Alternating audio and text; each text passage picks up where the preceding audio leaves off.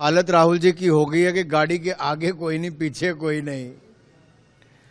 तो ऐसे हताश निराश व्यक्ति क्या करेगा? इस तरह के ही बार बार बयान देगा।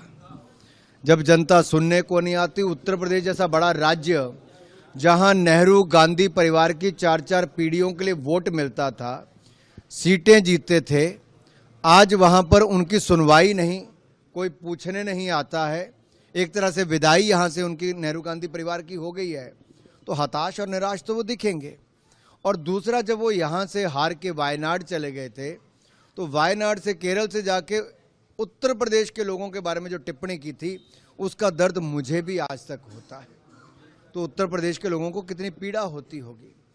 सोनिया जी को कई बार जताया, लेकिन उन्होंने भी अपने क्षेत्र की अनदेखी की। तो अब वो उत्तर प्रदेश से भी राज्यसभा की सांसद नहीं, कहीं और से जाके बने। क्या उनके सहयोगी गठबंधन दल भी उनके लिए सीट नहीं दे पाए?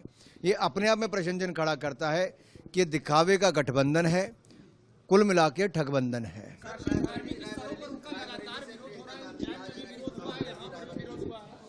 देखिए, धार्मिक स्थलों का विरोध करना ये कांग्रेस की आदत पड़ गई है, और कांग्रेस के गठबंधन के जो सहयोगी हैं उनकी भी। कभी राम जी को अपमानित करना, कभी सनातन धर्म को कुचलने की बात करना, कभी उत्तर दक्षिण को बांटने की बात करना, कभी भारत के टुकड़े टुकड़े की सोच रखना, कभी भारत के टुकड़े टुकड़े गैंग के साथ गठबंधन कर लेना, उनको अपनी पार्टी में शामिल कर देना। आखिर ये कैसी सोच कांग्रेस की और उनके सहयोगी दलों की हो गई है? और इन सब विषयों पर कांग्रेस चुप क्यों है?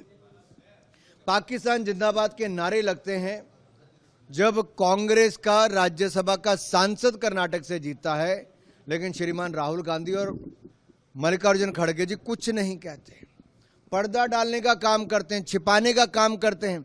फॉरेंसिक रिपोर्ट आती है तो उनकी पोल खुल जाती है। आखिरकार ये क्या सोच के चले हैं? क्या सत्ता में आने के लिए देश के टुकड़े टुकड़े करने का संकल्प, एक बहुसंख्यक आबादी को अपमानित करने का, सनातन धर्म को कुचलने का, देश को बांटने का, जाति के, क्षेत्र के, धर्म के आधार पर बांटने का? ये कैसी कांग्रेस और कैसा गठबंधन है? ये अपने आप में एक बहुत बड़ा प्रश्न चिन्ह खड़ा करता है कि कांग्रेस और कितना गिरेगी। इनकी सीटें तो गिर रही हैं, लेकिन साथ ही साथ इनका अपना स्तर भी गिर रहा है। ये कभी इतनी सीटें नहीं जीत पा रहे कि इनका नेता प्रतिपक्ष भी बन पाए।